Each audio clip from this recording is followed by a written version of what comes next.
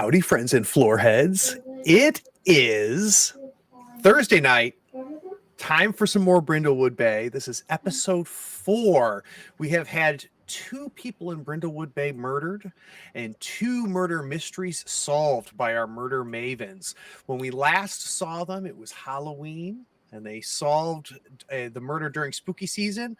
We're going to be jumping ahead in time again. We're going to be headed to the spring, beautiful spring in the Northeast. But before we get there, we left us in a bit of a situation. At the very end of episode 3, Geraldine was pulled aside by her close friend, Salty Nancy. And Salty Nancy asked Geraldine if she wanted to join a club. Geraldine, the next morning, Salty Nancy, as promised, showed up to the garage. She brought a spiked beverage and some sandwiches. And she proceeded to tell you about this historical club that she has been a part of here in Brindlewood Bay that studies the history of Brindlewood Bay. She told you that they have fun because it's kind of like secret and they don't really tell people and they only invite certain people to join. And she said that you'd be surprised to find out some of the people that are in this club, and that ultimately the club is here to save Brindlewood Bay. And she kept it very cursory, very vague at points in time. So I've got an important question for Geraldine. Geraldine, after you left, you kind of went through the conversation in your head. What was it that Salty Nancy said that made you realize she was not telling you everything about this club? So, me knowing Salty for a plethora of years now, I realized she wasn't telling me everything because she's not tactful around me. We don't necessarily use tact with each other. Mm-hmm. We talk a lot of crap about people that do that consistently. So that got my brain thinking that, okay, this isn't all what it seems. And she has not brought it up since. So even all throughout the winter, you saw her at a couple Christmas parties. You got to spend some time with her, and she just kept putting you off, saying, "Oh, Geraldine, I'll tell you about it later. I'll let you know the next time we meet. I'll make sure you come over." Everybody's real excited, you know, that you said you would join, and we've got a little ceremony and stuff. And she's just being super vague about it. Before we jump to April, though, let's do a little bit of bookkeeping, and then I've got some important questions for my Mavens. The first thing is I would like each of you to mark your XP triggers. So you have 3 XP triggers. One of them is always going to be solving the mystery, and you can either keep the other 2 that you had marked, or you can switch them out. So take a look at your character sheet and make sure you mark your XP triggers. And normally I leave the cozy vignette wide open, but I'm going to actually put a little bit of guardrails on our cozy vignette this time because we're jumping over the holiday season. So I think I want to start with Elsie. Elsie, I want to hear your cozy vignette, and maybe it is a time that you look back on extra fondly about this most recent holiday season. So where are you and what is Elsie doing?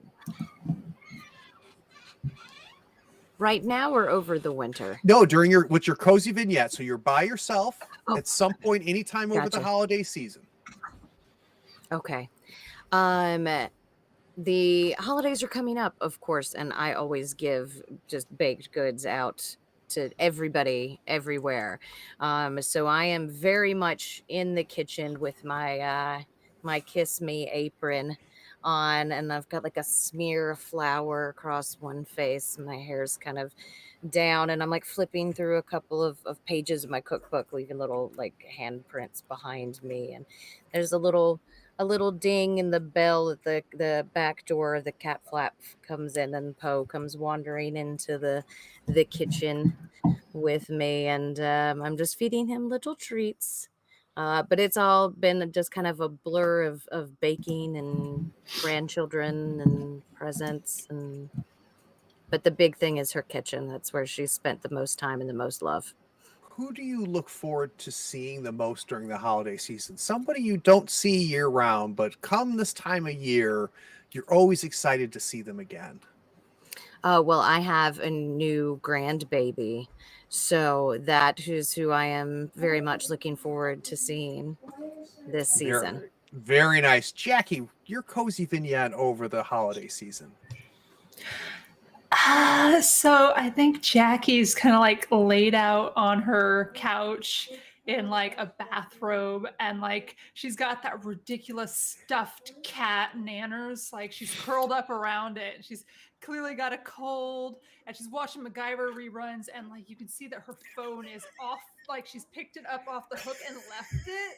And the house is decorated immaculately. It's beautiful. It's ready. We're ready for Christmas. There's twinkling lights, but she is in full bah humbug mode. So speaking of bah hug, Jackie, there's somebody that you only see over the holiday season and you always dread it. So who shows up around the holiday season that you would just as soon never showed up? I think Jackie has a twin sister. And she comes to Brindlewood Bay? She does, and they are completely different in personality, and it is a nightmare. So she comes over and she's very judgmental about her choosing. Why do you live alone? Why don't you want someone to take care of you? And like it's That's incredible. Oh, Geraldine, your cozy holiday vignette. Oh man. After everything that's going around in Brindlewood, she actually invited all of her children over for the holidays instead of them all living their lives separately. So that was exciting and awkward and a fun thing to kind of work through. So, Geraldine, it's my understanding that one of the grandchildren had a little too much to drink New Year's Eve. Who was it and what did they do? Oh, the bad one, the bad one. His name is Jonathan. Swear he's not one of mine. Cannot be blood related. But as he was drinking, he stumbled into the Christmas tree, knocking everything over. All right, last but not least, Maud, what is your cozy vignette over the holiday season? So Maud did something a little different. Usually everybody comes to her. However, her oldest has finally decided that they're going to take over all of the holiday presentations. So Maud has she feels some kind of way about this, but she's going to go. And her oldest lives in the same area that she grew up in. So she went down south for an Appalachian holiday.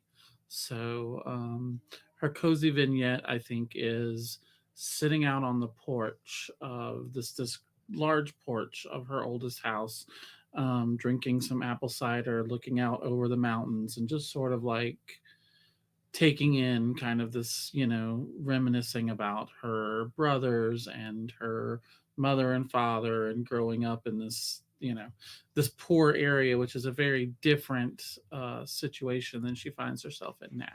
In Brindlewood, very different than Brindlewood Bay. What is the name of your oldest, Maud? Oh, let me look it up. I forget you have a spreadsheet. I do have a spreadsheet. Mike is the oldest. So when you decided to come down and Mike decided he and his family were going to host, and you made the huge trek down to the mountains, what is the one tradition that was always yours that it really, really made your heart a little bit bigger to see that Mike carried that on? So what did Mike use this Christmas when you came to his house that was a bit of a kind of an homage to his mother? He made fried apple pies. And that was Very always her nice. thing. So he made fried apple pies. So we have to update everybody on a few things. Everybody remembers June Willoughby. The trial of June Willoughby was very short because she confessed to the murder of Abner, and she was convicted, and she now sits in the state penitentiary. This is now 2 former residents of Brindlewood Bay that the Mavens are responsible for putting into jail. And we need to talk about the most popular television program in the world right now, and that is the Jolly Good Baking Show. It's a very British baking show where non-professional cooks and bakers are brought together under catering tents in a garden somewhere outside some British cottage, and they compete with each other. And it has become a phenomenon all throughout the world, even in Brindlewood Bay.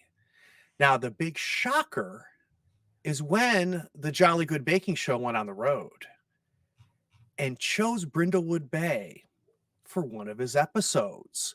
Now, what wasn't a shocker is that Elsie is a finalist and will actually be part of the televised competition. She made it through all 3 untelevised rounds and is now one of the contestants on the Jolly Good Baking Show. That was not a surprise. What is a surprise is somehow our other 3 Mavens also made it through. So of the 6 finalists that are going to be on the show, 4 of them are our Murder Mavens. And that's what we're going to cut to. It is April in Brindlewood Bay. The air is still crisp. You still get that ocean air coming off and kind of filling the salt smell all throughout the park in central Brindlewood Bay. The cherry blossoms are starting to bloom on the trees. So all the trees have kind of a nice like pink sweater on as you kind of walk through. Now, normally the park has its benches, has people feeding pigeons, but now it's all been fenced off because it's a huge television production set. So lining the street all the way around the park are huge production TV trailers. And there's just webs of cables coming from those trailers, just encircling and covering throughout the entire park. And in the center, we have these anywhere from 12 to 15 foot tall catering tents. We have a tent for the main baking competition. We have the judges' tent, the tent for the competitors to sit and to have their discussion between segments. We're going to go ahead and cut to right before the first segment. Now, the 4 of you are all at your table. You have all of your ingredients. You have your oven. There are 2 other competitors that we're going to meet in just a little moment. But round 1 is pies. So the first thing we're going to do is pies. Now, I have an establishing question for everybody, and we'll start with you, Maud. Maud, the Jolly Good Baking Show is connected to one of your favorite memories. What is that memory?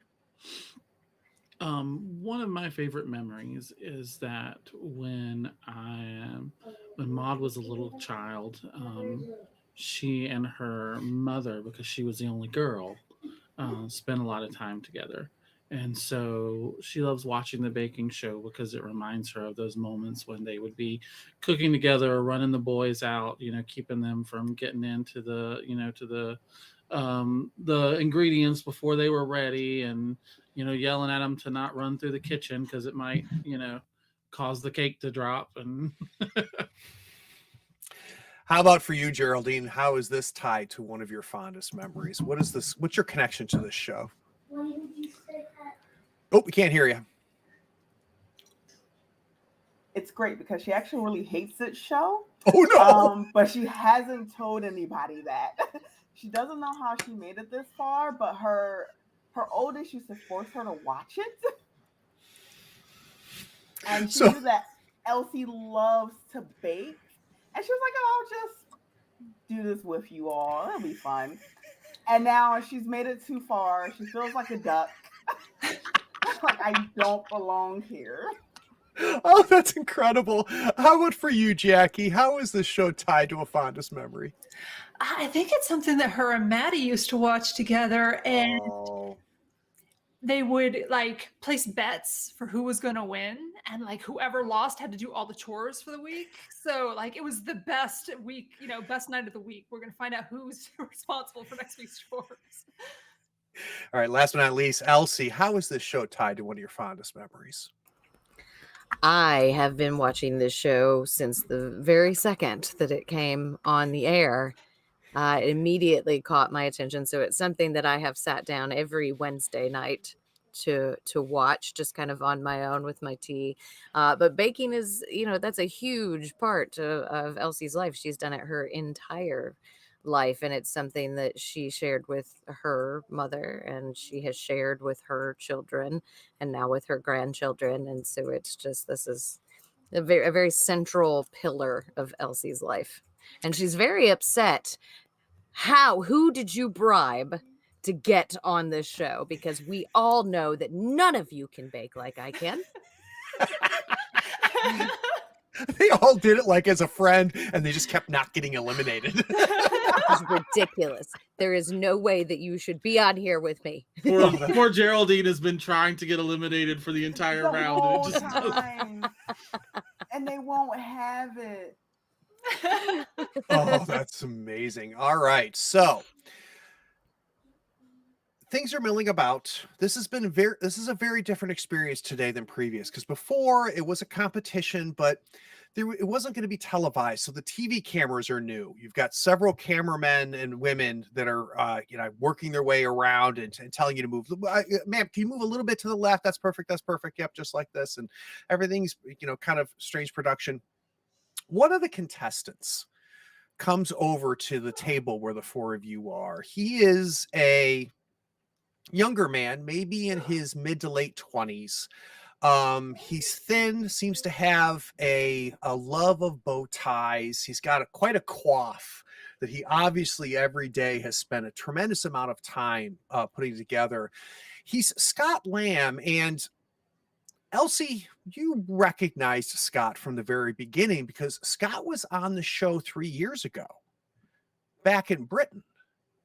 And you also know that only Brindlewood Bay residents were eligible to be on and compete this year in the Brindlewood Bay Bake Off. So it was very odd that he was the 5th contestant. He comes up and he starts looking over the four of you and he goes, I hope none of you have any plans of winning today. Boo! Oh, tea and crumpets. I mean, it's We all know lovely. I'm winning this thing. You know what? At this point, at your age, I think winning anything would be wonderful, don't you? I mean, what are you, like 12? How long have you been doing this now? As she says, what are you, 12? I'm like lining up the perfect shot with a sugar cube, and I'm just like trying to doink it. and it hits his coif, and he thinks it's a bug. You see him like go like this every once in a while, and he pulls out a compact mirror and just kind of fixes his coif. And look, just don't be mad when Paul picks me to win this time. This time you're here again before? Oh, no, this is my first time on the show. I'm sorry. Yes, no, this is my first time on the Bake Off. No, it's not. Oh, it is. It is. No, it's not, though. I've watched every episode multiple times. Well, You were on 3 seasons ago. no, that's somebody that looked a lot like me. His name was Tom. I don't think it was. I very clearly remember it. I think you need your medicine.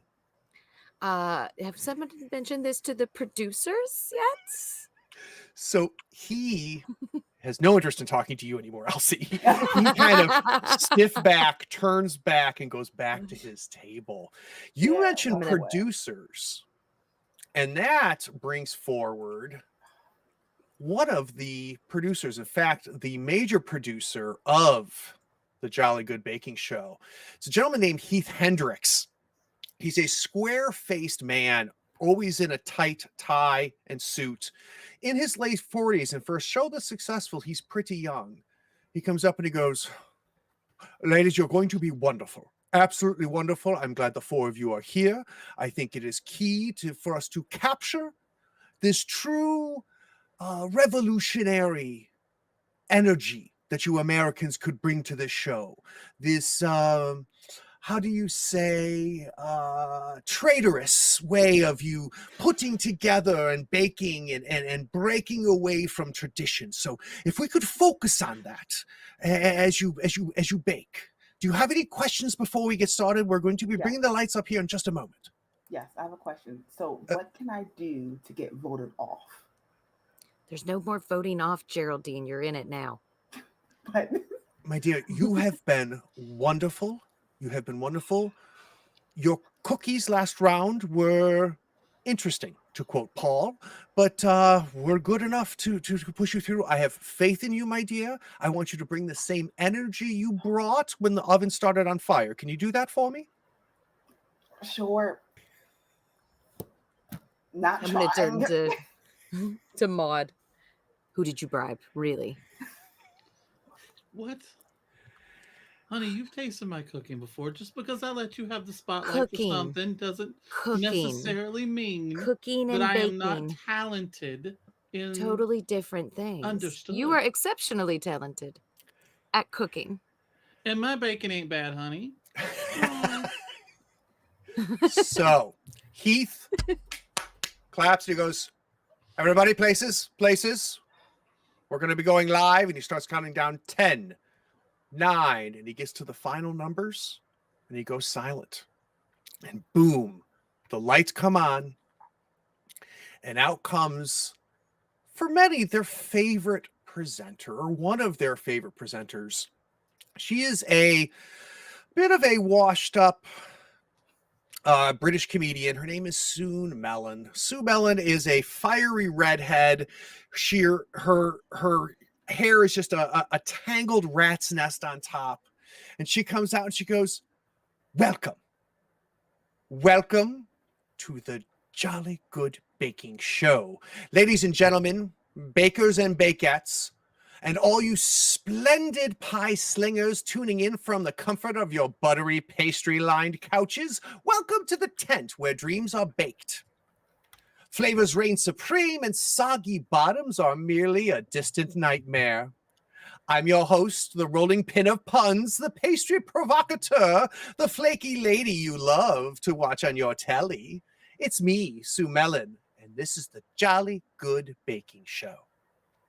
She goes quiet, and nobody's really sure why except for Elsie, because Elsie, you can hear the theme music that you know is going to be played when this airs.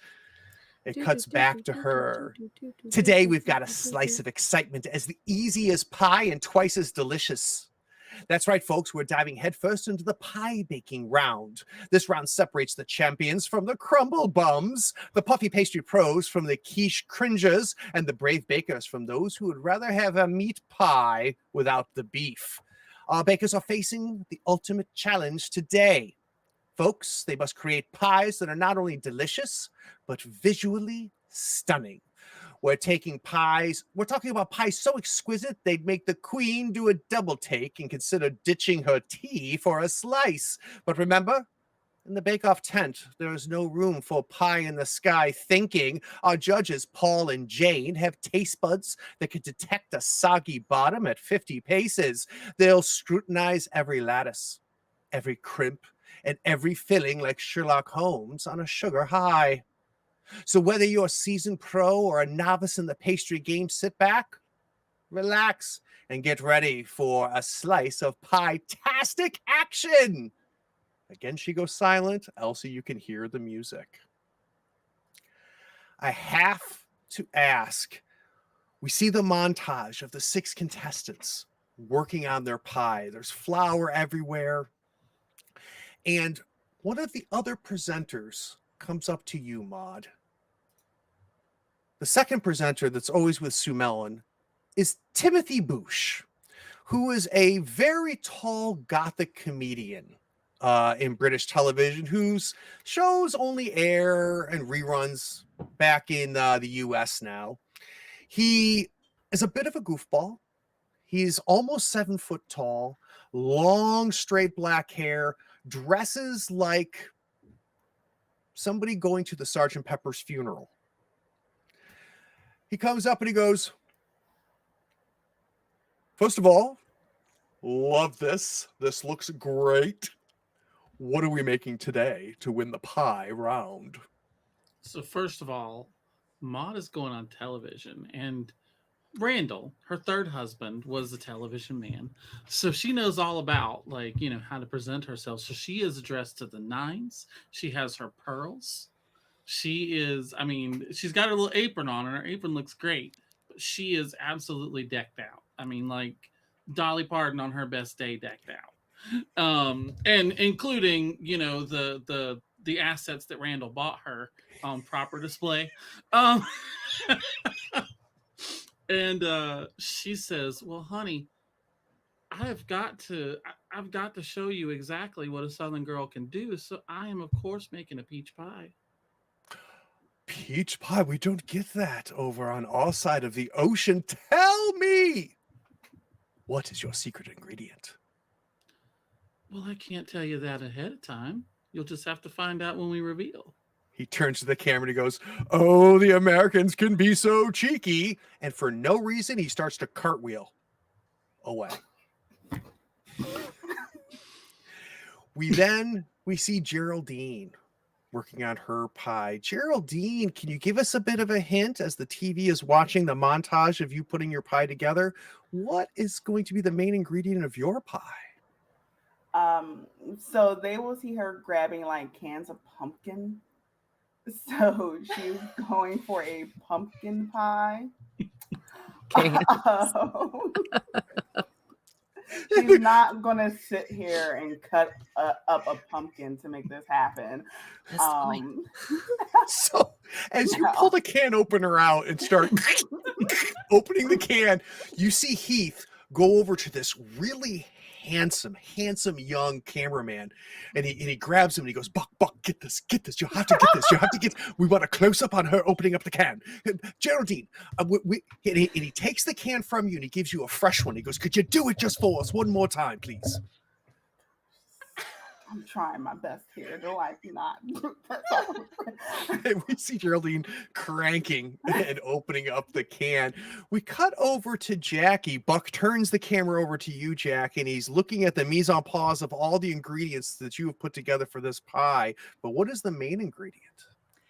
Jackie's doing a cherry pie. Ooh. Nothing beats a good cherry pie. But the real secret is this is blatantly an Elsie recipe. No. Jackie, scandal. Jackie does not bake, but Jackie can follow instructions very well. How dare you? Scandal. I am imagining every time Elsie turns to get focused on something else, we see Jackie pull out a little sheet of paper that's a torn page out of a cookbook, handwritten recipe on it, and stuffing it back in her pocket. Last but not least, Elsie, we cut to you and we watch the montage of you putting together your pie. What are we seeing? What is going to be the main ingredient of your pie? Oh, I am making an absolutely beautiful backwoods apple pie. Ooh, yeah. Very, very nice. As the pies wrap up, as the big digital timer that you never see on TV, but all the contestants can always see, goes down to 0. Everybody steps away. The pies are in front of you. Maude, you look to your left. And to your left is Geraldine. And Geraldine's pumpkin pie. I need to know the first thought that goes through your mind. Is Geraldine's pie a triumph or a disappointment? I think Maude is shocked because this pumpkin pie looks fantastic, and she doesn't understand. Like, I think she actually looks back over to Elsie with just a look of like, what? And is just like, I don't.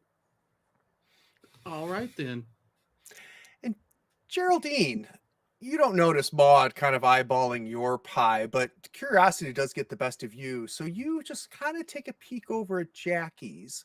And looking at Jackie's pie, what's your first impression? Is Jackie's cherry pie a triumph or a tragedy? Did Elsie make this? You're all banned from my bookstore. Because Geraldine knows that she she's been looking at her recipes, hearing this and watching her throughout the whole competition. Is it safe to say it's another triumph? It's safe to say it's a triumph. And Jackie, Geraldine's looking at your pie a little bit longer than you feel comfortable about, but you are also keenly interested in looking at Elsie's pie for several reasons. And as you look over at Elsie's pie, who is by far the favorite in this competition, do you think her apple pie is a tragedy or a triumph? It's tragic that it's going to beat my beautiful cherry pie. But of course, Is it your cherry pie? Look, are we friends? It's yours, it's mine. And of course, Elsie, somebody you're very close to, Maud. Part of you is, surprised that she made it this far. Surprised any of the other three women are here with you, but you're also a good friend, and you have high hopes that Maud has made a good pie. But as you look over at her pie, what's the first thought? Tragedy or triumph? Yeah, no, it kind of infuriates me how good it is. This is not all right. This was supposed to be an easy win, okay? Nobody in town bakes like I do. And I'm very upset at how good Maud's looks. Now, you guys are not close enough to see Scott Lamb's pie. He's there with his tidy little apron on and his little bow tie. Tough to tell whether this is a good or a bad pie in front of him. Same is true as you look over at Melanie Blair, our other contestant, another young woman who has been living in Brindlewood Bay since she was born. In fact, you know her well from her family, the Blairs and the Blair Bakery. The Blair Bakery was a staple here in Brindlewood Bay for many years. Her parents owned it until it closed 4 years ago due to a scandal that nobody talks about. And she's here to try to redeem her family name. But Heath gets everybody's attention. He says, "All right, contestants, the judges are coming out. Please be quippy with them, laugh at their jokes, answer their questions. Try to keep it under 2 minutes. Are we ready? Let's go." And out comes two of the most famous people, really originally in Britain, but now in the world. And that is our two judges. The first one is Jane Leaf. Jane is a very, very well-known baker in Britain. She has many, many books out, just revered and really just loved first by those in the UK, but eventually by everybody in the world. She'll always tell you the truth, and she always puts a beautiful sugar coating on every insult that she puts towards your baked goods. Next to her is many people's either favorite judge or maybe one of the most hated men in the world, and that would be Paul Riviera. Paul Riviera is in his early 50s, maybe his late 60s. It's hard to tell because he's got this perfect gray hair, his steely ghost gray eyes. The two of them come over to you, Elsie. And we see Jane looking, and she goes, "Elsie, dear, can you tell me about your pie?" Yes, it's an apple pie. Apple pie. That's a very interesting and common decision Not to make an this- apple pie for the biggest competition in the world for baking. What made you Not decide on this apple apple? pie. Because it's delicious and you can make it taste any way you want it to. And as that My whole conversation- family loves it. As that conversation is happening, we see Paul grab one of the forks that's laid out in front, and he starts to flick at the crust a little bit. And he goes, "Oh, Jane, look at this crust. This is exquisite. Miss Elsie, could you do me a favor? Could you cut us 2 slices?" Sure. I thought you guys did that on TV. So we realize Craig hasn't watched enough of the baking show, apparently. They each take their little plate. We see Jane take her first bite.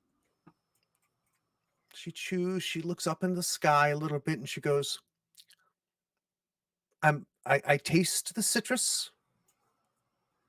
I taste the hint of cinnamon, not too much cinnamon. I approve of the cinnamon levels here, but there's a tautness here. There's a almost a vinegar here. What am I tasting?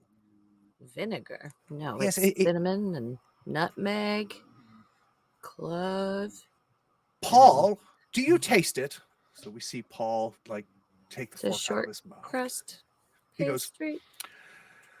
Jane, I know what you're saying. I agree. The crust, by the way, dear, is fantastic. It's flaky. It's buttery. It has got a crisp bottom. You see him lifting up the pie and just manhandling this pie like like it's not even food.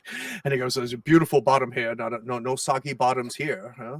Yep. And he Yep. goes, and do I do it? The cinnamon levels are absolutely perfect, my dear. I agree Thank with you. it. The apples are sliced to perfect thinness where they can maintain their crispiness, while still like extracting out the sugars from it. But I do agree there is a tautness, like is it a balsamic? What is in here? What am I tasting? No, I don't know. I can give you my full recipe. Listen, I'll pull out my book and start like. So you see in the background, he's going, "No books, no books." Oh, shit! I put it back in my bag. They both set their plates down, and as they start to walk away, we see Jane turn to you and go, "Keep your secrets." As they walk off to you, Maud, and Maud, they try your pie, and I think you were slightly disappointed by something Jane said. What did Jane say about your pie that disappointed you?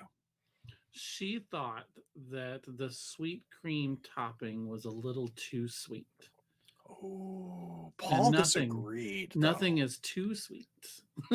Paul said, "Jane, I could not disagree more. I find the sweetness, the levels of it are fantastic. My concern is the crust. I think in a normal day, in a normal American bakery, I'm sure this crust passes. But here on this competition, I think, Maud, you are capable of better." She's wounded. She's wounded. They walk over to Geraldine. Geraldine has already got both slices cut for them. And just in this apathetic way, hands both plates over. Jane takes a bite. Paul takes a bite. Silence. Jane takes another bite, but she takes a little piece off and she spends some time looking at the fork, and you can see her moving the pie in the light before she puts it back in her mouth for her second bite. A very rare thing to happen here on the baking show, a second bite from Jane. Paul joins her. Paul turns to Jane and he goes, "I've never had pumpkin like this before. It's got a consistency. It tastes, it feels almost manufactured. There's a perfection to the way the pumpkin encircles my taste buds as it slides itself down deep into my throat. This is without a doubt the best pumpkin pie I've ever had. Well done, my dear. Well done." Yep, thank you. We quickly see them go to Jackie. We see them each take a bite of the cherry pie. Paul gives you several compliments, both on the crust, on the lattice work on top, Jackie, how there's the perfect ratio of solid cherry to thick liquid cherry juice. Everything is going swimmingly until we see Jane put down her fork, reach into her mouth and pull out a cherry seed. Oh no. And she goes, "Oh dear, what a shame." Oh, you must be new here. That's good luck. As she sets the cherry pit on her plate. We cut away. Heath comes out and he goes, "That was wonderful. That was perfect."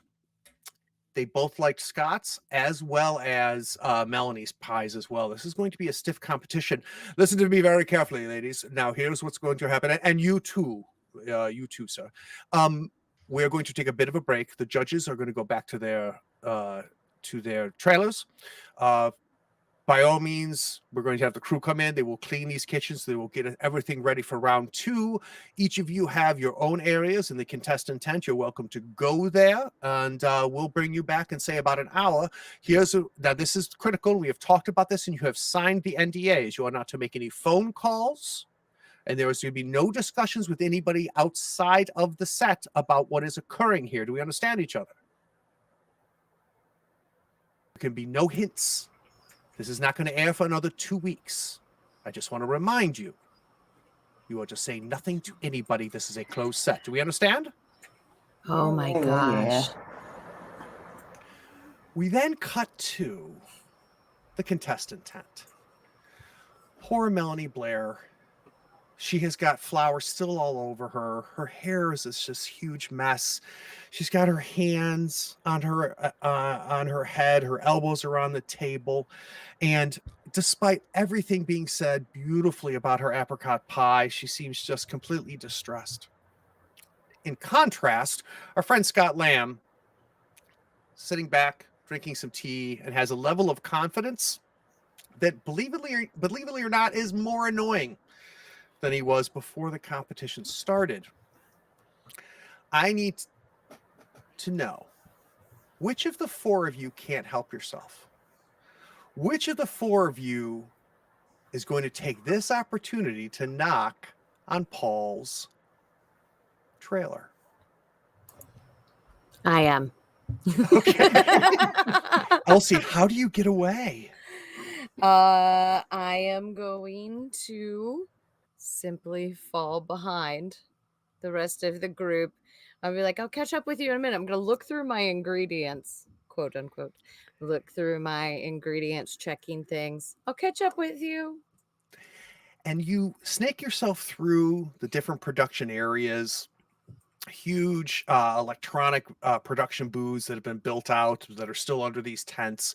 Security is tight. You see just the street is lined with security guards to make sure nobody comes in and nobody goes out.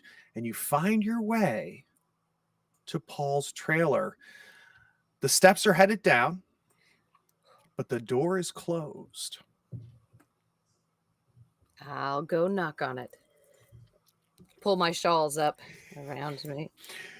As you go to knock, you hit the trailer and you realize the door's not completely closed. It just bounces open. Oh no. As you knock on it. I'll slowly squeak it open. Mr. Riviera? Poke my head around. Maybe he's been baking, because you notice flour spread throughout the entrance area just inside of his trailer. I am going to I'm just gonna keep coming inside. I just was wondering if we would sign one of your cookbooks for me. He's there.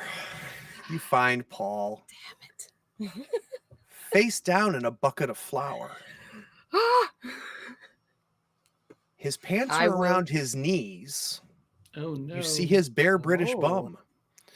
And you see that his hands are tied behind his back by nylon strings. Frisky. I will scream and drop my cookbook to the ground and girls, and I'm just gonna take off. So you run out. We see the thin door of the trailer kind of flapping open as Elsie just leaves the trailer. Where are you headed, Elsie? I'm going to find my my Maven friends. You come to the contestants' tent. Everybody's there as you left it. I'm not sure who noticed that Elsie was missing. Jackie did. So maybe Jackie is standing up, not in the place where you left her as you come in, Elsie.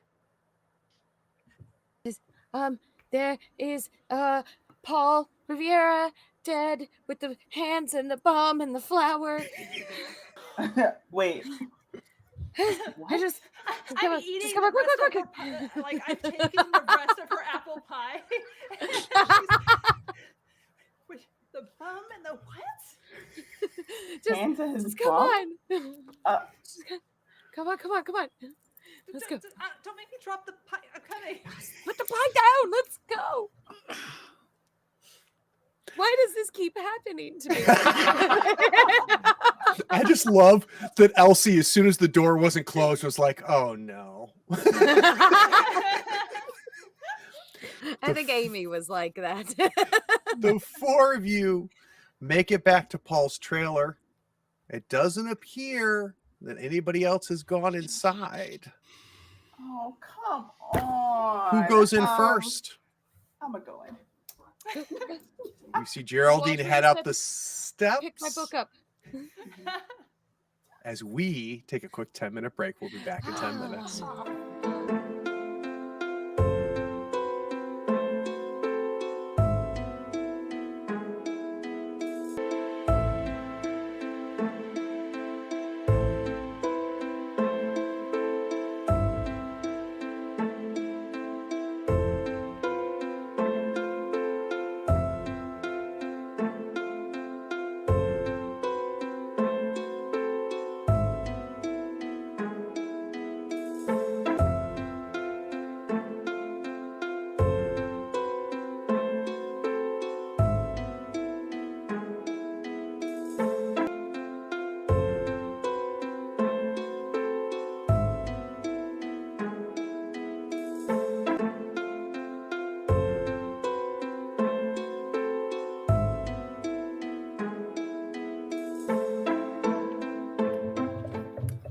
Geraldine, we see you going up the steps. You come into Paul's trailer.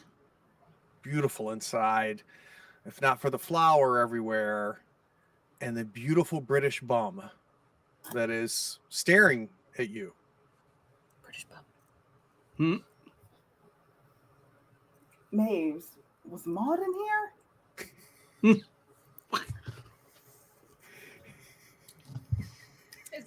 Is it bum?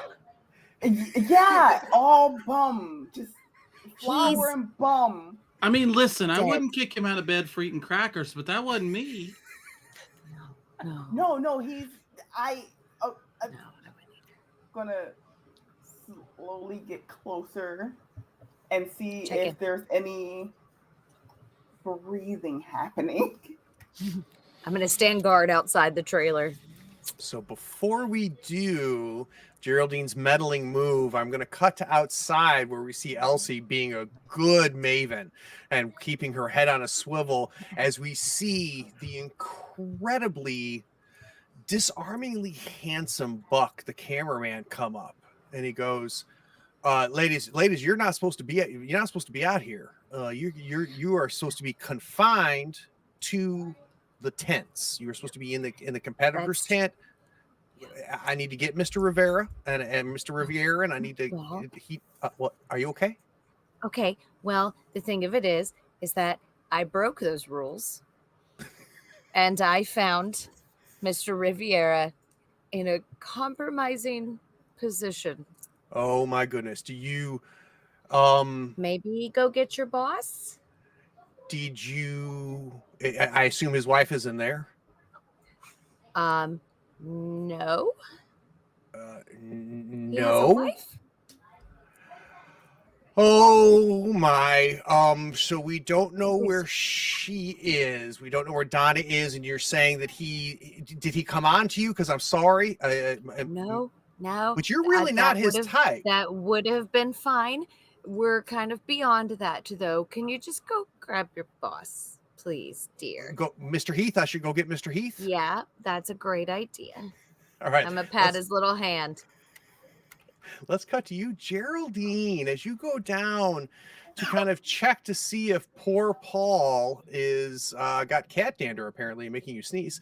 If Paul is breathing or not. Can I get a meddling move? What do we think we're doing this meddling move with, Geraldine? Reason. I think reason makes sense. So let's do a meddling move with reason.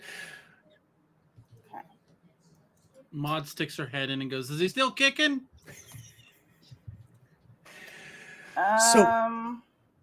Oh, maybe. So Geraldine, you feel for his pulse. You're getting flour all over your hands, and yeah, there's no pulse. There's just a lot of flour and the remnants of your handprints being left on his throat as you're checking it. Uh-oh. Maud and Jackie, what are you two doing as Elsie sends our young buck off to go get his boss?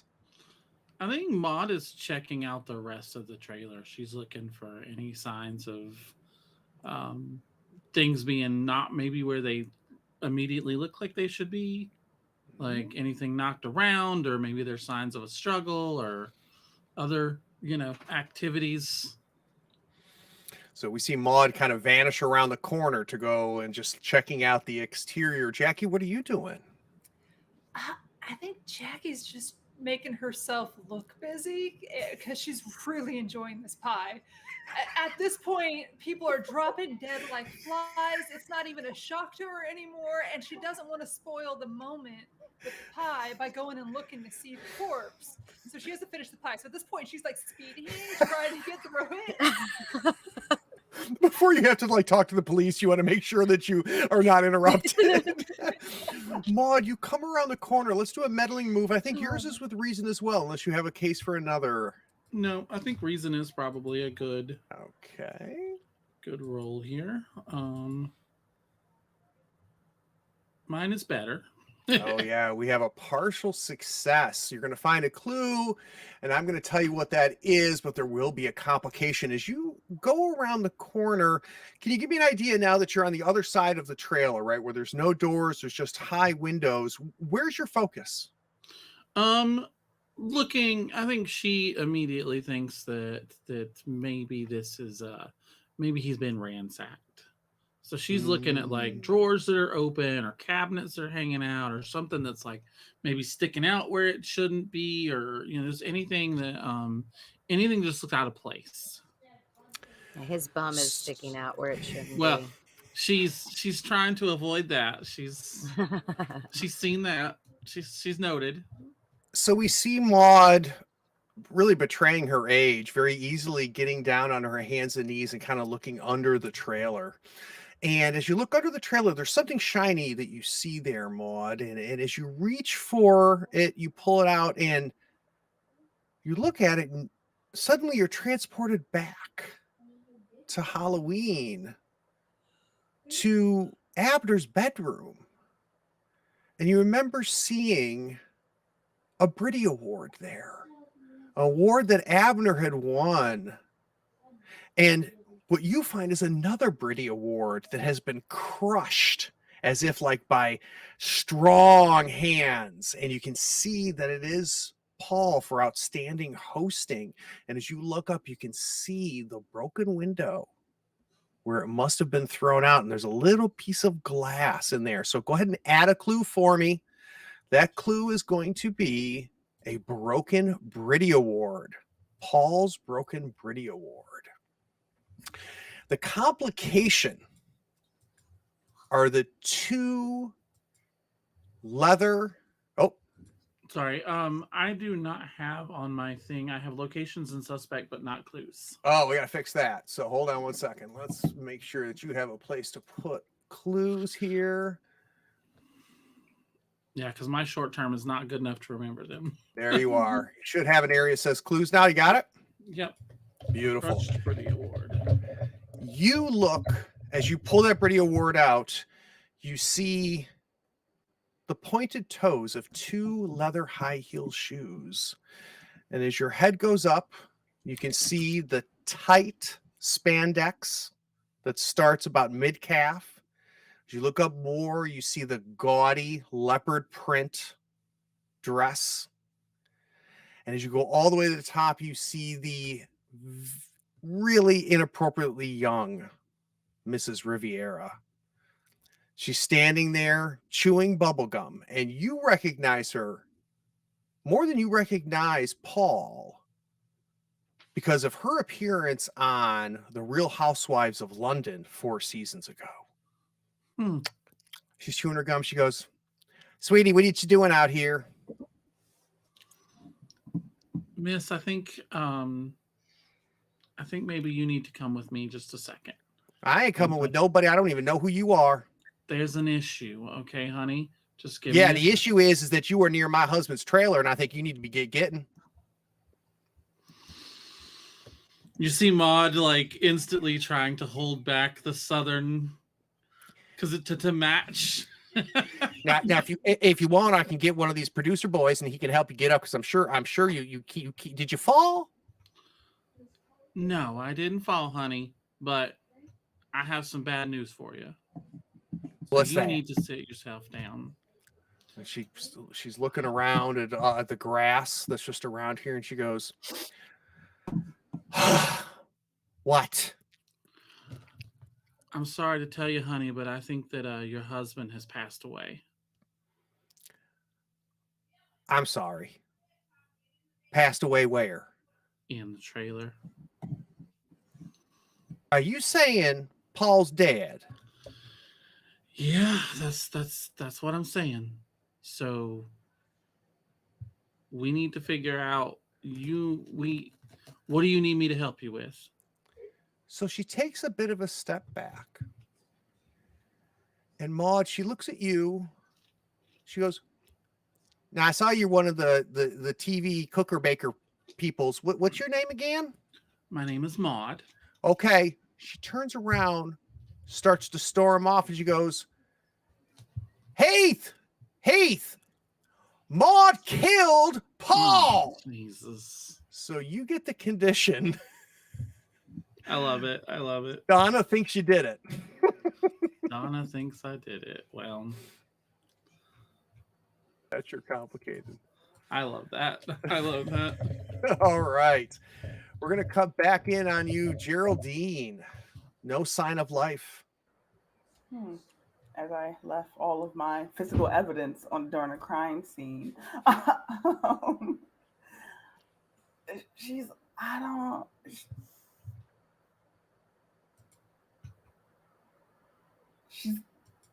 gonna check to see what killed him. She's like, was he suffocated by flour? And his face is completely buried inside of this bucket of flour, right? So you're kind of checking him as Jackie, the fork almost gets knocked out of your hand as Heath storms past you, tries to politely but with force push Elsie to the side, and he comes up there and he goes, "My God, dear, you are not supposed to be in here. Get out of here right now."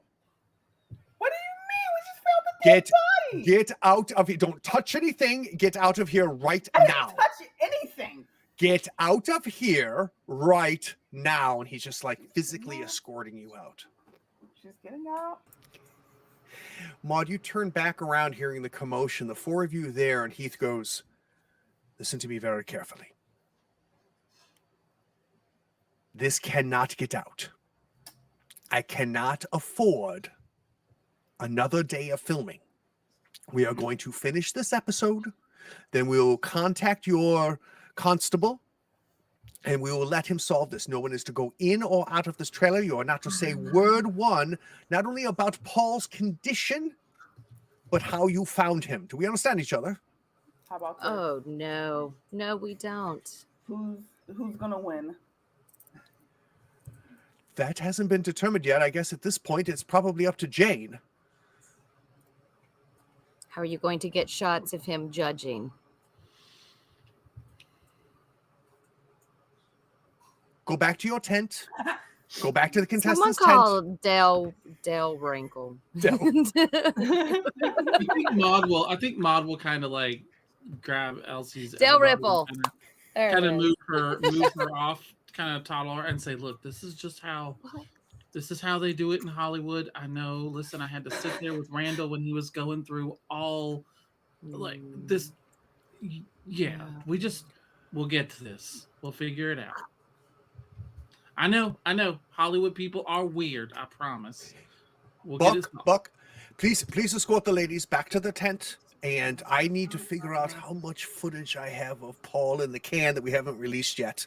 And he walks off as Buck starts to walk towards the four. I'm not. And I will show you. I'm not going. Okay. And I will show everybody what I found. Like the Brady Award. Yep. Yeah. So what these things like? Is it What's like what, going the on? Brindlewood Bandit? The Brindy Award Bandit. That's just like Amanda Delacour. And the mystery of the award winners. So Buck comes That's up and he goes, so he tells me that Paul's going to need a couple more minutes later. So, lady, so I'm going to go ahead and take you back to the tent, if that's all right. Paul No. has all the time in the world. Yeah, we'll Are head we back. really It's okay, doing? honey. You We're don't worry we're about it. just And headed she'll back. pat him on the hand and says, "You just take care of whatever you need to take care of. We can find our way back to the tent. Don't you worry about us. I promise." I can't tell if Elsie's going to do something. I know she wants to. Are we? I mean, are we really just gonna go back to the tent? Maud will give Elsie a look and then stomp on her toe. Elsie, Ow, we ow. are going to go back to the Sorry. tent. Don't you worry about it, honey. We will get this taken care of. And she'll turn back to the cameraman and she'll say, "Sweetie, you are fine. Go do what you need to do. I know it's busy right now. Just we'll figure it out. We can make it to the tent. It's just right over there, right? Right Okay, there. We can get right you." over there. He go, wait a minute. I know who you are. Pointing to you, Maud. My brother Jake told me all about you. You're that real pretty lady that he cuts all the grass for. Oh God. He Is that said the I one should you look have you that up now that is you're a finalist and that you're one of the nicest women in Brindlewood Bay. He is a sweetie. He really, so really nice is. to him. Welcoming So is the word he nice. used. Yeah, very warm and accepting. Mostly of just him. There's And probably if looks You knew- could kill, Geraldine would be also a finalist on this. So the She four said, of you. Go ahead. but yeah, she kind of just taps him and she says, "Absolutely, we'll talk about it later. But right now, I think they really need you. So let us we'll get back there on our own, no problem, honey." So the four of you make it back to the tent.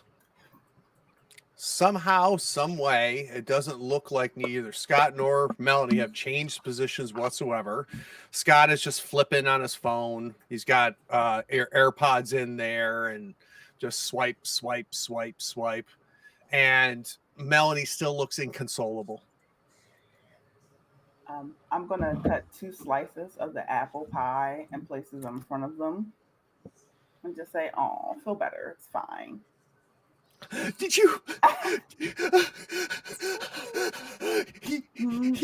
He said that my pie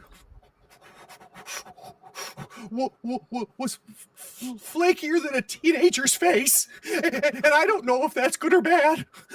That's always good. Everybody loves flaky pie. Calm down. Okay. Yeah. You're gonna be okay. If I don't win this, there's no way I'll ever get the bakery back. Oh no, honey, Elsie's gonna win this, but Oh, yeah, you're flaky not is winning good. this. Yeah. I'm gonna appear with a cup of tea.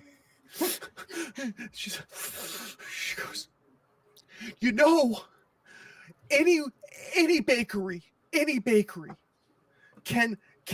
can have rat meat in the freezer. It didn't mean anything when they found that, and they and why they shouldn't have closed them.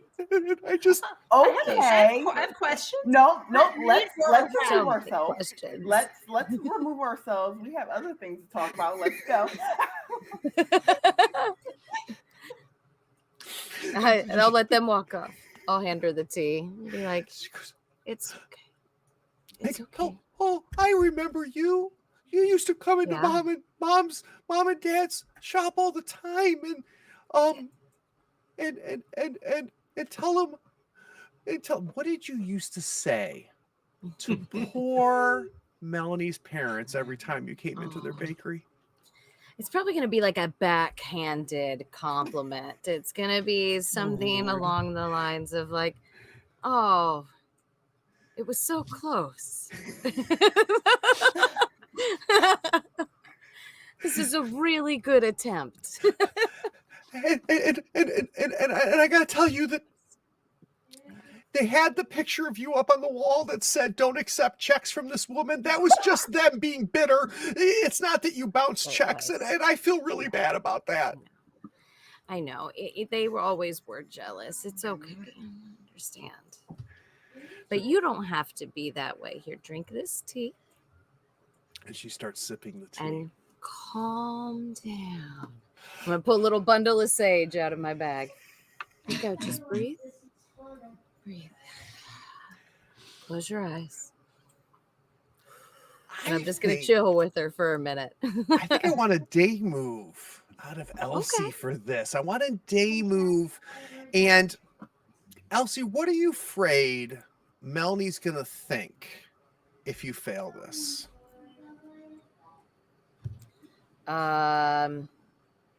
She's probably gonna realize the more sour note to my compliments, and maybe realize why her parents weren't fans. Okay. All right. So let's do a day move. What do we want to do that with? Oh, how about presents? I think presents perfect. So let's do a day move with presents. And let's see if Melanie remembers why her parents weren't Elsie fans. Okay. Sorry, my thing's not. Sorry, I'm trying to roll. Ooh, partial success. Here goes. Yep. So she puts the cup down and she goes, "My dad actually liked you a lot. It was mom. It was mom that didn't like you because she found the letter. But I don't hold that against you. I don't hold that against you at all." That's good. Elsie, I'm glad. I'm gonna give you a condition. That condition is that Melanie found the letter. Okay. Let's cut to our other three mavens. It was just a dalliance. Ladies, we have a closed TV set in the middle of Brindlewood Bay Park. We have a dead body in a trailer. And we've got the 4 murder mavens. All right. Clearly, none of us killed him. We just keep being surrounded by death. So, since we're here, we might as well figure it out, right? I'm starting to suspect us myself, though. This Honestly, is a little... yeah, this is just are we like, we all were, I'm not gonna lie, Elsie did walk away and found him dead. That is She's true. not that. Technically- No, that's too risque for Elsie. That's That's fair. Just, That's fair. Just off the top. Just no. Yeah. I'll look at Maeve and just kind of, yeah, you're right. It's too risky for Elsie. Look at Maud and go, if Yeah, anybody would leave Rivera that way, it's probably Maud. That's right. Mine's clear though. Not in the flower though. That's a waste of good flower. But yeah, death follows us. But I might be getting a little bit desensitized. I'm not gonna lie. Well, it is a closed set, which means that whoever did it is probably still here. That's true. So we want to do some snooping in people trailers. Snooping. well, I'm gonna tell you that that person he is married to, she didn't seem all that surprised when I told her. She didn't seem very upset about it. She seemed more upset that we were there than anything else. Well, I mean, I would think that you would understand that.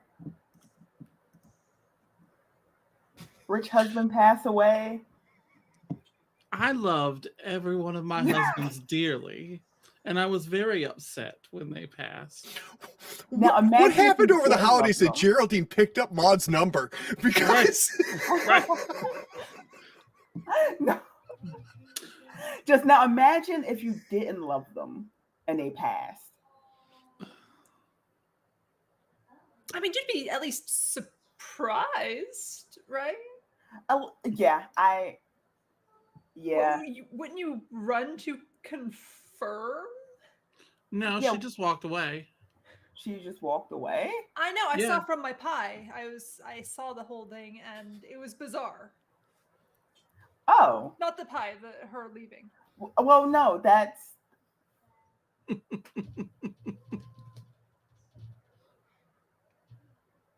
Hollywood people are weird. They are very weird, that is for sure.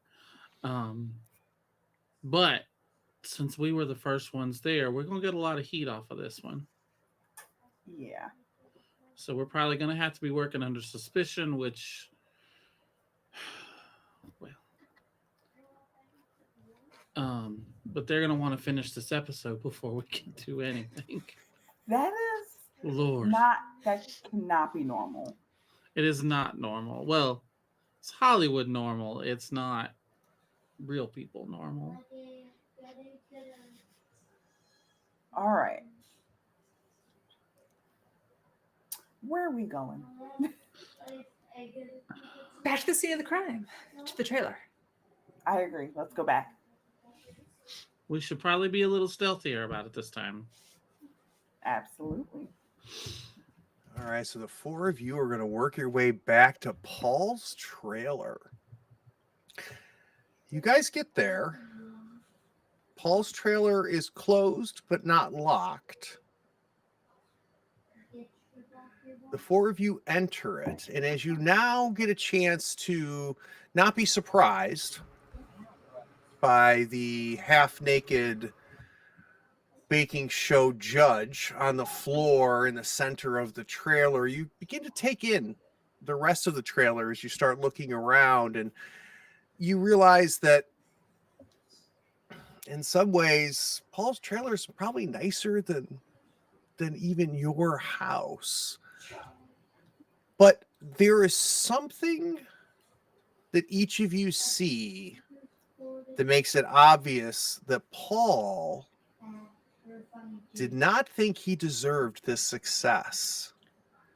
So, Maud, what do you notice as you look around Paul's trailer that makes you sure that Paul did not believe he deserved the level of success he has? There is a book on the counter, and it's one of those like self-help books. And the title of it is I Am the Best and Now I Know It. Okay. And it's clearly well read. Like he's been through it a couple times. It's got like some post-it dog- note bookmarks it's got coming out post-it of it. and dog ears, and like he's definitely been reading this for a while. And Elsie, you notice something else. What do you notice that makes it obvious that Paul did not believe he deserved the level of success he's been experiencing? I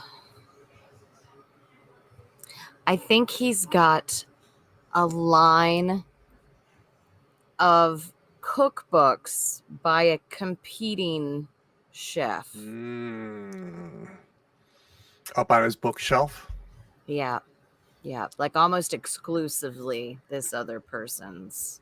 And as you books. read the name on the spine, who is the author? Who is the chef that Paul has bought the entire collection of cookbooks of? Oh, it's Mary Cherry.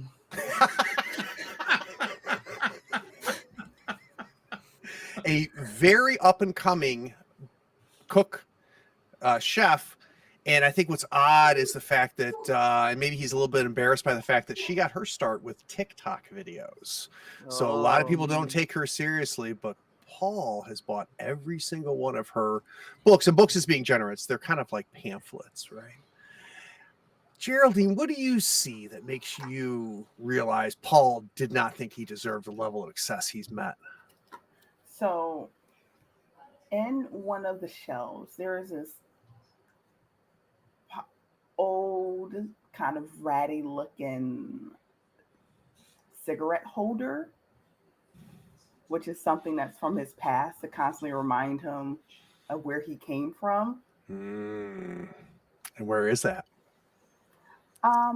I would say it's on a shelf kind of right where his body is, sitting over from. And last but not least, there's one last detail that Jackie notices that the other three Mavens didn't. And Jackie, there's no question that Paul did not think he deserved this level of success. What do you see? I think it's Jackie, so she's already rifling through stuff. So she's pulled out a drawer and she just, this man did not like awards. Like all of the awards that he's won are just piled up in this drawer along with like old mail that like, just that's the junk drawer. There's a can opener in Interesting. there. Interesting. Almost ashamed at the level of success he's had. All right. Now, if you think I'm just going to let all four Mavens just walk into a murder scene without there being moved. You guys haven't been playing for the last 3 episodes. I feel like I've already hit Elsie with a day move. We've already gotten a meddling move from Maud. So it was either Geraldine or Jackie. Who was the first one to make it into the trailer? Geraldine was the first one again, the second time. Geraldine, I'm going to need a night move from you. And I need to know, what are you afraid is going to happen if you fail this night move to get into this trailer? Oh no. Oh my gosh. As of right now, being told to kind of go away and then they find us 4 back here again, it may look like we're covering up a crime. Yeah, it definitely is going to look like that, but it's going to be worse than that because they're going to pull the fingerprints off the bucket, and it's only going to be one set of fingerprints on that bucket, and that is going to belong to Geraldine. So even if you are not convicted of the murder, you are definitely going to be the prime suspect. Can I get a night move? I'll let you pick. How did Geraldine try to get in safely to this trailer? So she's just gonna come because she's thinking, she's like, all right, Hollywood, what did I learn? What did I learn from my good friend? You know what? You just act like you belong somewhere and no one's gonna stop you. So I'm gonna try to use composure. Love it. Absolutely love it. You own the place, like they asked you to go check Paul's trailer. Yes. Exuding the confidence as you just throw the door open and just walk up the steps like you live here. Yep. All right, so I need a night move with composure. So this is a miss. And what we see happen is as Geraldine is walking up, the other 3 Mavens realize Geraldine keeps touching this and keeps touching that. And this is a crime scene. Has she ever read one of our books? Like, what is Geraldine doing right now as she leaves fingerprints everywhere? We then fast forward to Geraldine's trial. Unless Geraldine would like to put on a crown. Yeah. No. Yeah. So one of the mechanics in Brindlewood Bay, it allows me to put my Mavens into a lot of danger because they have a set of crowns that they can put on at any point. They're prompts that will role play at the end of the session, but it allows them to upgrade their roll. So instead of a miss, which is she rolled for this night move, she'll turn that miss into a partial success. So she'll turn that into a 7 or higher. Are you going to put on a crown, Geraldine? Yeah. Do y'all mind if I put on a crown? Go ahead. Yeah, I'm gonna put on a crown. All right, you mark yourself a crown, and we'll talk about at the end of the session. We'll find out which crown it is that you marked. Crime. So yeah, with a partial success, what do you other 3 Mavens do to save Geraldine from her sloppiness? Oh, I'm there with like the wet wipes. I'm like, oh no, wiping everything down. I'm even like wiping the body and the neck. I'm like, they're everywhere. Did you touch everything? Let me see your hands. I'm wiping her. Model point to his bum and go, you missed a spot, honey. I think that's your area of expertise, my love. Oh my God. All right, so I need some help from my players. I need to give Geraldine a condition. So we've got Jackie cleaning up after Geraldine. Geraldine making a mess of things as she goes up there. What condition do we think Geraldine picked up as a result of her going up the steps? We've already got one person that's sure that Maud did it. What's another condition what's a condition we can give Geraldine?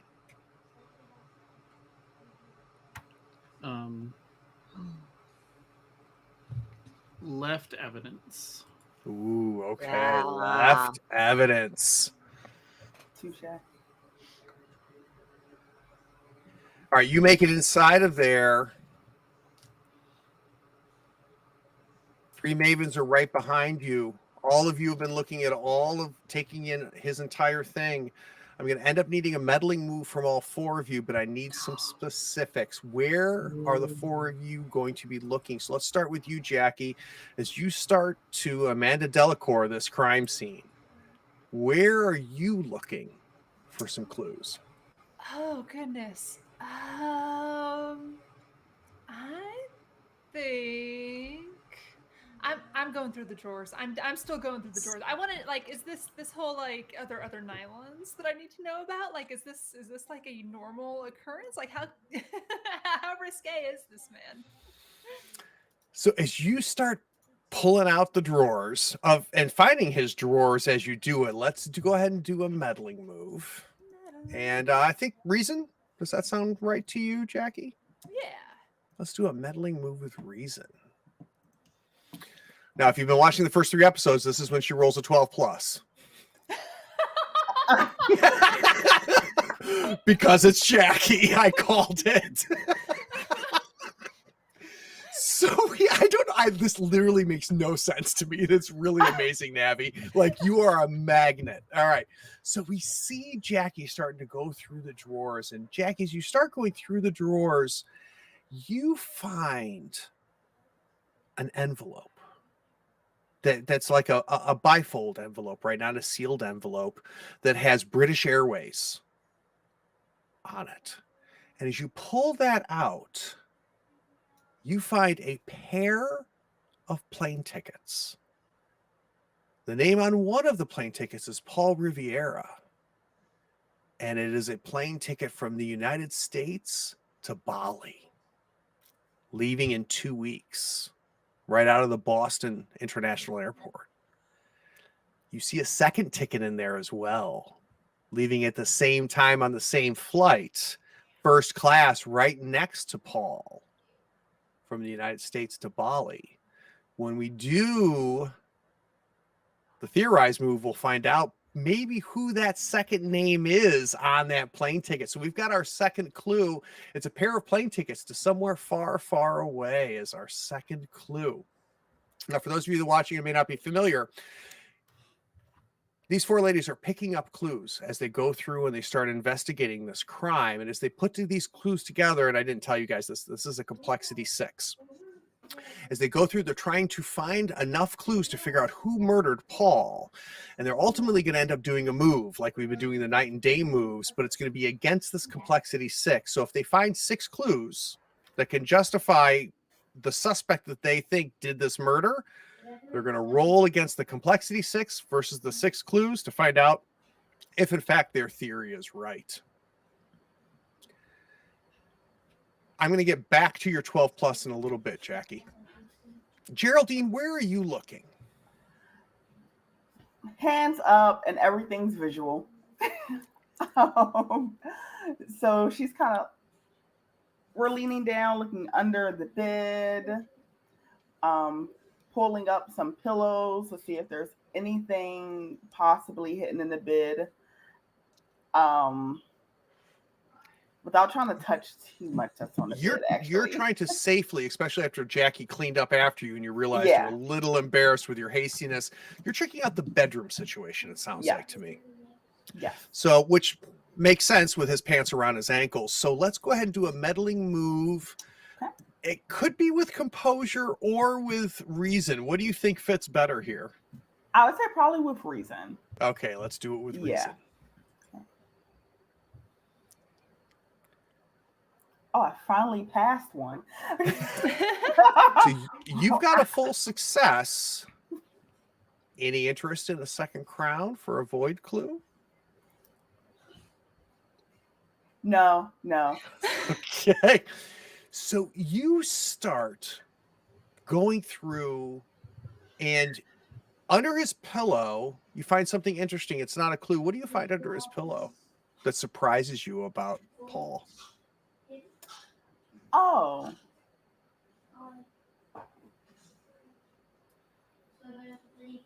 Underneath his pillow.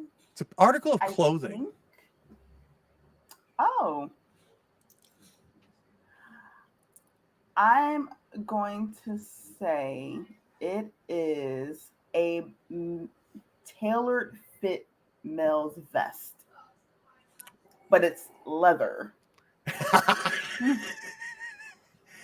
And as you're looking at this leather vest, which doesn't really fit Paul's style, but that's okay, you find a folded piece of paper inside one of the pockets of this leather vest. And as you pull that out and open it up, it is a letter from the desk of the Prime Minister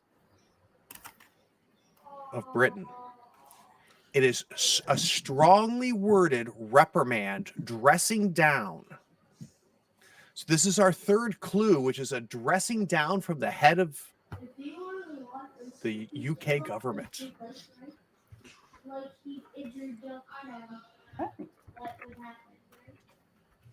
Maud, where are we looking? We're looking in the bathroom. Everybody keeps their secrets in the bathroom. So we're going through the medicine cabinet. We're going, So you're going through the medicine cabinet and you pull the little like television trailer mirror out, right? And are you shocked at the large number of prescription medication, or shocked to only find one bottle of prescription medication? What do you find? I think she's more shocked to find the one bottle. And what is that one bottle there to treat poor Paul for? It is there to treat him for high levels of anxiety. It is like megaklonabin. So high anxiety Paul, you pull that out, you read it, and you realize, wow, he just always seems so cool, so collected. So either this really works, or he doesn't have anxiety and he's maybe using this for other reasons, right? Or, and as you're kind of looking at that, you notice his phone.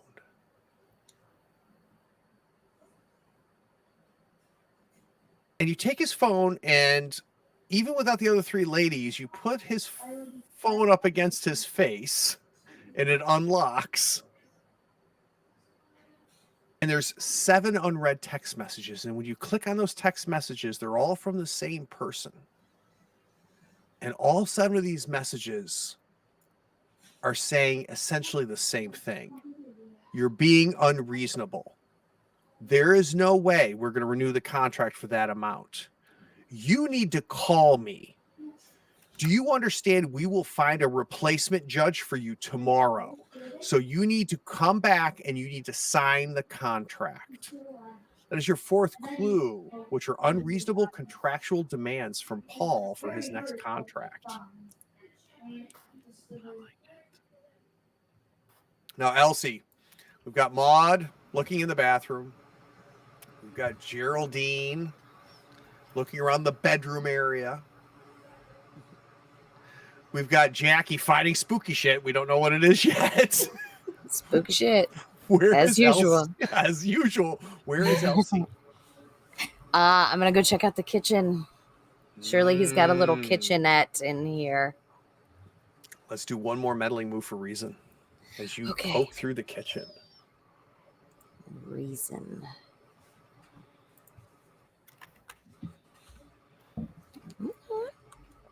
Very nice. That is a full success for reason. Would you like to put on a crown? Would you like to upgrade that to a 12 plus? A 12 plus on a meddling move not only gets you a clue, but it also gets you a void clue. And if you're not sure what a void clue is, ask Jackie. Yep, I'm going to do it. All right, go ahead and mark a crown for me. Yeah. That's going to be a 12 plus for you. You start going through the kitchen. There's 3 containers of sugar, and you open up the first container and you see regular white sugar. You pull the second container, you see powdered confectionery sugar. You grab the third container, open it up, and you don't find any sugar, or technically not sugar. You find a ball gag, handcuffs, and a riding crop inside of the third sugar container. It's a camping riding crop that folds up nice and tiny inside. So that is your 5th clue. A ball gag, handcuffs, and a riding crop. Oh, you found the fun stuff. Jackie, I want to come back to you. It did. And Jackie, as you have been going through the drawers, right, and kind of poking through, you see Elsie kind of open up the jar of sugar, and she's looking at it, and you can just see the look on her face that she found something interesting, but she hasn't looked in the oven yet. And as you walk over there and you push open the oven, you find a baking sheet inside of the oven, and in there you see gingerbread men, freshly baked. You could almost smell the ginger coming out of the oven as you do it. And as you look at them, you realize it's like you're looking at men outside of maybe a Greek vase. You're seeing each of these gingerbread in incredibly explicit, lurid positions with each other. And my God, and you blink and just see regular gingerbread men freshly baked by poor Paul. So that is going to be your 5th void clue, which is, for a second, we found a tray of gingerbread men engaged in lurid acts like on a Greek vase. Elsie, what is your reaction as you open up and you see the ball gag, the riding crop? I'm just gonna like grab the strap of the ball gag to where it's just kind of hanging, and I'm gonna just hold it up and turn around. What is that? Who's gonna tell Elsie? Maud, you. Is it like a dog training device? Yes. Maud comes out of the bathroom and goes, "Oh my dear, what are you holding?" I don't Honey, know. don't That's touch what I that was with just your hands. asking. Honey, don't touch I'll that just with drop your it. hands. I'll just drop it. Our boy was into some fun stuff. And, What? and he also got like yelled at from the prime minister. He might be into like that. the prime minister. Yeah, I'll pass everyone the letter. All right. Not to mention these text messages from somebody who was pissed off about the contract. Oh. So he's pissed off a lot of people. Yeah, I think our boy Paul was not as well liked as we thought he was. I wonder if the prime minister killed him. Yes. Do you think it was the prime minister? I could not actually tell you what he looks like. Oh, I mean, it's just another. I don't even like. What is a prime It's minister? like- Is Winston Churchill still? It's like I was he gonna say, was is it last like- time I checked. No, we had Thatcher after the Thatcher. That's what it is. and that's like their president, right? Kind of. Okay. So the president killed him. The president of England killed him. Just I don't nodding. think The president. Yeah, I don't think that is. Oh, So the 4 of you have pretty much ransacked at this point poor dead Paul's trailer. If somehow we come out of this and you guys are not convicted of murder, it's going to be a testament to the amount of forensic books you've read. the four of you Thank are you, Amanda. leaving, and I think Elsie, you're last. And the reason I think you're last is I think you're the one that was most connected to Paul. So we kind of see you avoiding Paul's body. She wants one more look at that bum. As you leave the trailer, and we see Maud go down the steps. We see Geraldine and Jackie go down the steps. And Elsie, you just take one quick look back, maybe rewind for a second and think, what if I had opened this door 2 hours ago and Paul was there with 2 martini glasses? What would I have done? And that's when you shockingly see the rat above the small hood above the oven, the little trailer oven. And it's a inappropriately large rat, and with a very pink hairless tail. And it causes you to pause for a second. And as you look at it, it opens its little mouth. So its little tiny sharp rat teeth open up. Inside its mouth, you see an eyeball. A bloodshot eyeball just starts darting around, looking around the trailer until it focuses just on you.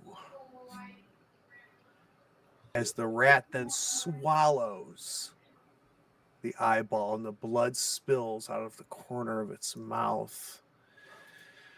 That is yet another void clue for you, which is the eyeball in the rat. We are now at 6 void clues as our 4 mavens leave the crime scene. We're going to go to credits. When we get back on the other side, we're going to talk about the post-credits scene, and then we're going to talk to our players. We'll be right back. Yes.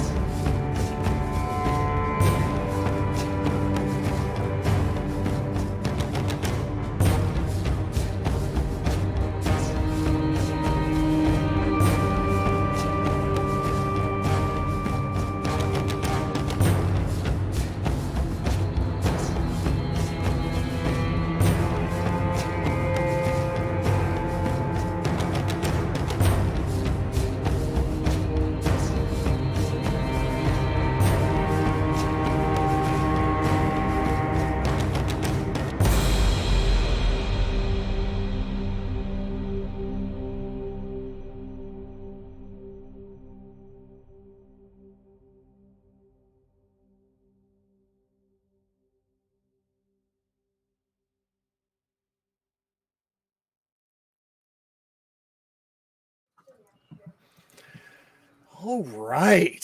So I don't know why I love this mystery so much, but I just feel like the setting, I feel like this can't be the first mystery, right? I feel like we have to get to know our mavens a little bit more, but now that we know our mavens, this mystery is exactly what I was hoping for, which is just a lot of really incredible interaction with each other during that process. So I want to thank the 4 of you for doing that. Now, Maud, I mentioned before the break that we've got 6 void clues, and you said you only had marked 5. So we got to keep track of each other here. So I need all 4 of you to help me with this. I've got a collection of people's thumbnails. I think that was the first one you found, right? Mm-hmm. Which is the bag of human thumbnails. Yep. I've got, shocker, Jackie found this. A box of pictures with of the town residents that had their eyes scratched out. I've got the blood mirror that Jackie saw, right? Remember the mirror that she saw in it wasn't Abner's, it was the second mystery where you looked in there and everything was all blood and everything. The tray of gingerbread men. The giant cockroach. That was the missing one. Yep, the smashed bug, right? The giant cockroach that Jackie found that came back to life. And then our rat with the eyeball. So that's where I've got our 6. Does that now line up for you, Maeve? That does. All right, beautiful. Okay, cool. Beautiful. Let's do our post-credit scene. So before we jump to the credits in this episode, we come back up to the interior of a place we've been before. We've seen this. It's not really a room. Really, honestly, as we take it in, we realize it's more of a garage. A place where you fix things, where you fix vehicles, cars, maybe motorcycles. It's empty. Kept reasonably tidy. There's a 80s style boombox in the corner with a stack of cassette tapes with all different genres of 80s music. And we hear a click, click, click, click, clunk. As someone has picked the lock.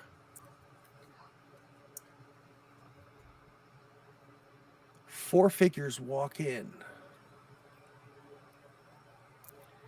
All 4 figures are in white hoods with white cloaks. All 4 figures are wearing porcelain masks that make them look like ancient worn Greek statues. Unlike the other times that we've seen these figures, they're all wearing gloves, medical gloves. And very carefully, we see them picking through the garage until one of them seems to find what they were looking for. We zoom in and we can see them pull some tweezers out as they pick up a small curly gray piece of hair and put it into a mortar and pestle.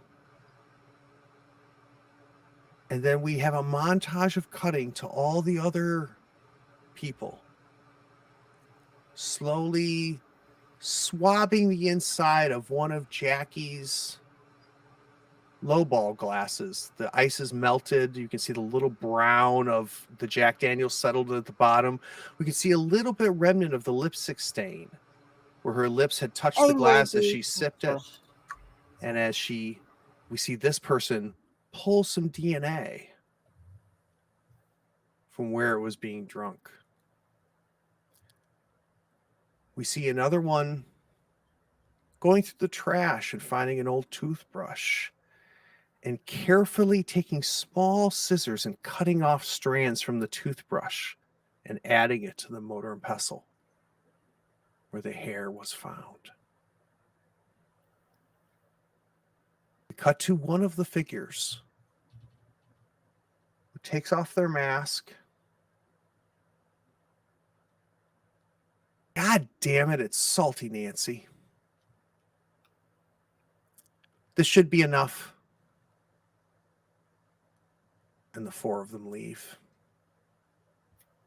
as we go back to black. Oh no. So Navi, Rude. you are a trooper. So for those of you watching, I know you didn't notice this, but poor Navi is not feeling well. So Navi, I'm going to let you go first real quick so that you can rest. So first off, thank you so much. We've waited a long time to do episode 4. I know you weren't 100%, so I want to thank you on behalf of the other 4 of us as well as everybody watching. So let's keep it short and sweet for you. What are your stars and wishes? What worked for you in this episode, and what are you wishing for in the future? Geez, what worked for me? The banter was a lot of fun. between us girls. And I think that's also my wish is like more of that, because I'm getting very comfortable with these lovely ladies, and it's a lot of fun to have that back and forth. Like it's really enjoyable, and this is my very first all-girl player group. Is so it really? It really is. I think I'm almost always the only girl at the table, so this has been so fun for me. Oh my God. Like you literally just made my heart a little bit bigger, because that really makes me happy to hear that. And here's what I'm just going to build off what you said just a little bit, Nabby, which is I don't feel the separation. I don't feel like the four of you are figuring out your characters anymore, which is really neat. I think each of you are starting to really embody your character and figure them out on your own. And everybody's figuring out each other's characters. So yeah, everything felt very natural, didn't it? Like we know who Jackie is now, and Jackie knows who Jackie is now. So that's very cool. Oh, this is so cool that this was your first all-woman cast. That's cool. Mm-hmm. That's cool. All right. How about for you, Shadika? What was your stars and wishes? Oh my gosh. Stars is that whole entire baking setup, how essentially not all of us, but the majority of the group stole Elsie's stuff. That was a star. There were some coattails. Yeah. So good. So good. Like that was taking amazing. Stuff. I worked hard on those recipes. So that was great. Quick wish, especially because she's sick. I got something in the mail, and I think everyone else should check it out as well. Oh, nice. I'm so glad you got it. The system works. Oh, yes. it is so good. And be honest, because he's never going to watch this. Was it your idea or his idea to do the journal, the string journal binder? Yeah. Oh, that was me. That was me. And every single piece, including that, I'm calling it the Space Traveler's Notebook, because it's the Traveler's Notebook is a very popular system, and it's based off of that. Everything, including that, completely handmade. I spent about 6 months hand making every single zine that went out to fulfill the Kickstarter. So, if you don't follow me on Twitter, go to my Twitter account. I got my copy, and not to be blasé about it, but like everything I've ever bought from you guys is phenomenal, right? So, like, I get it, and it's just beautiful. That is you guys taking it to a whole nother level. It's this beautiful material, like this leather with the what are they called? Grommets? What are they called? Grommets. Yeah, With grommets drilled into it, with the elastic string to build the Traveler's Notebook. I was able to take all 3 books, put them together, bind it up, and it's on my bookshelf right now. And it's just like, and the fact you guys do this in-house blows my mind. I broke 3 printers in the making. Yeah, it's pretty amazing. It's really pretty amazing. Brian in the chat just says it's pretty enough to make me regret the PDF version. And whatever the highest tier is, Brian, you just get it whenever the Drakes put out a Kickstarter. Speaking of which, is there any crowdfunding coming up from a couple of Drakes? Is October 3rd Feyborg launches. It's the Scary Fairy spin on, like, it's more Borg compatible, but it's more folk metal than black metal. So it's got a lot of like that like a lot of lost names, a lot of fairy rings. If you love scary fairies, you're really not going to want to miss this one, because it's oozing with creepy. Yes. And I feel like this is the 12th song on the Couple of Drakes album, which is, we've listened to the first 11 songs, and it's like, at all of their games, they keep talking about fairies, and then the 12th song is this game, right? Where all of this fairy fascination that the two of you have comes together in a very interesting system, which is the Borg system, which I've got to tell you, Morkborg, mechanically, I was very interested in Morkborg. Thematically, Morkborg was not my thing. I'm glad I ordered the book. It's beautiful. I'm glad I own it. I will never play nor run Morkborg. But what's fascinating is what others have done with it. So Pirate Borg, Cyborg, and now Feyborg coming out. It's so cool to see hacks of the Borg system coming out. You're not going to want to miss this. If you follow me or follow a couple of Drakes on the socials, you guys will catch this. No brainer. And you'll see what I got when I ordered the dead belt with the deluxe binder, and you're gonna go like, yeah, all in. Maeve, stars and wishes. First of all, Navi's like gonna make me cry over here. Because like as a trans woman being part of the girls, just so like Oh, casually in and like connected to everybody makes me feel very, very good. So like that was amazing, and I really, really appreciate that sentiment, because like when we came into this, like Amy and I have known each other for a long time, and Dika and I have played together, and we've had we immediately just like we're like, yeah, no, we got this, we know it. And of course Craig and I have known each other forever, so Navi, she's kind of the wild card here as far as like the cast that newest of all of us, right? right. So it's like, oh, okay, well, but then like everything's just feels so organic, and like I think it's just really cool to be kind of just part of this cast in general. Like I'm having so much fun. As far as wishes Love you, go, Maeve. thank you, I love you too. As far as wishes go, I am so ready to see what the hell is going on with this void stuff. I am there. I'm like, okay, like I'm so ready. I'm like, I want to keep doing the mysteries, but I also want to like see where this is going. Well, so maybe let me pull back the curtain just a little bit so you guys can understand mechanically what's happening, because I think it's very interesting. What these void clues represent is exactly what's happening in the game, which is shit's getting weirder, right? And as the weirder piles up, the number of void clues you get triggers a different level of the conspiracy. So you guys now have 6 void clues. So you now have gone past the first void clue, which triggered things. The third void clue, which triggered the history that we learned about the town. So you remember when we learned about the costume, and we learned about a little bit of that weird history about this thing that they found in Brindlewood Bay, this whale monstrosity. That was because you found 3 void clues.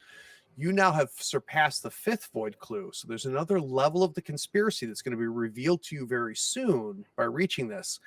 Eventually, you're going to hit enough void clues that we're going to have our final mystery. It's not going to be a murder mystery. It's going to be a mystery centered on the conspiracy, but mechanically it will work the same. You guys will find clues.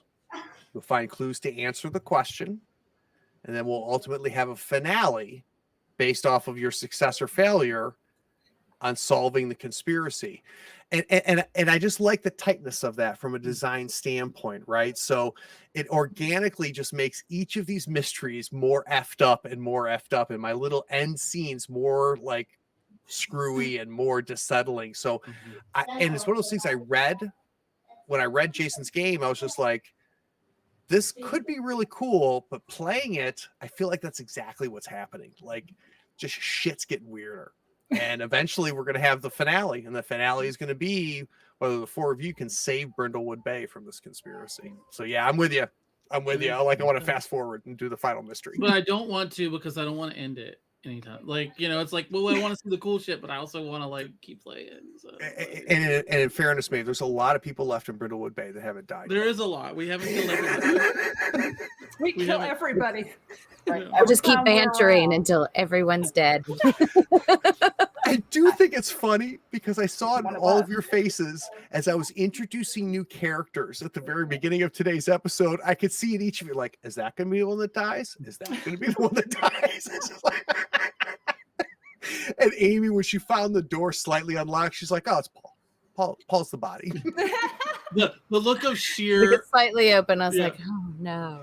yeah, the look of sheer, Paul. like, oh no, not this, not him. Not Paul. Yeah. Anyone but Paul. Oh, that's amazing. All right, last but not least, Amy. Yes, that's me. Stars and wishes. Maeve is my star. For her little moment, I love you, and I'm so happy that you're here with us. And I'm really glad to get to play with you. Yay. Yeah, you're And one what are of you us. wishing for? Oh man, I want to find out who killed Paul Riviera so that I can avenge him. How dare they? I think this desire for justice goes beyond Elsie into Amy. Yeah, I how think dare you? I think the thought of Paul Hollywood being murdered is very, very problematic for you. That's really, how dare you take my Probably- silver fox from me? I just watched him 20 minutes before we started. It was probably problematic for Paul Hollywood as well, I'm sure. Yeah, probably might have the worst of it It would when we be. compare him to Amy. Yeah. The last plug I'm going to offer is really for not just Amy, but Amy and Maeve. So, Amy, tell me about a podcast that I have really enjoyed, and that's coming from a person who does not. D&D is not the top of my list on RPGs that I like to play or listen to. Can you tell me about this podcast? That would probably be my podcast over on Foxtail Games. Me and my bunch of nerd friends sit around and play Curse the Witchlight. It's weird, creepy fairies and weird, creepy fairyland right now. And you know, D&D is great. It's what I have the most experience with, but really, it's just a framework to tell a story. You know, we're enjoying that much more than we are, you know, mechanics. We just like to get together and have a good time, and it's fun enough for us to put it on a podcast. And Maeve is hosting it because she's awesome, and for some reason she believes in me. So here we are. And speaking of conspiracies, all of this has been a conspiracy, Amy, to expose you to the greater landscape of RPGs that are out there. You have done amazing work considering the shackles of D&D that you have worn, and we are showing you that you don't have to work this hard. You don't have to prep this much, that you can have everything that you love. And that's why we need to get you to play more of these indie games. Guys, love you, mean it. Follow a couple of Drakes, follow Foxtails. Make sure that you are listening to the podcast. Make sure you're following them. Look at their itch page. There are Court of Blades is on there, which is we are playing live on the channel now as well. So there's another game that I have not stopped looking at as a potential third Drake game to come out of the channel, but we'll have to see which one I've been eyeballing lately. Ooh. Last but not least, follow Third Floor Wars. I'm on Blue Sky now, so you can check out Third Floor Wars on Did Blue Dika Sky. get Stars and Wishes? No, my God, what the hell? Dika. I did. She was gonna let it fly. Did you see that? She's all like, No, you did Stars and Wishes. I did Stars and Wishes. Oh, so Maeve, why don't you remember Shadika's Stars and Wishes? What the hell? I know. You're awesome, Maeve, and I love you. I love you too. We all love you, all of you. See everybody soon. Take care. Bye.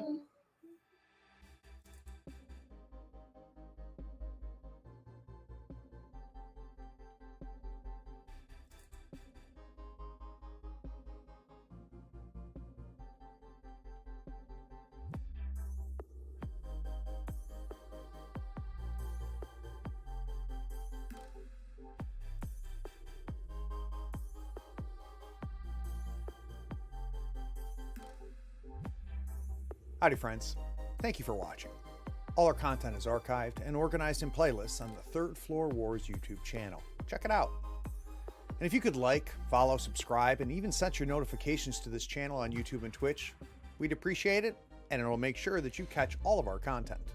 I talk with creators, designers, and experts across the gaming landscape in every episode of our podcast, Tabletop Talk. Open up your favorite podcatcher and search for Tabletop Talk from Third Floor Wars. Support your creators. They make the content you love, and it's your support that makes it happen. If you want to help us, go to Third Floor Wars on patreon.com, and you can help us for as little as $1 a month. Thanks again. We'll see you next time. Take care.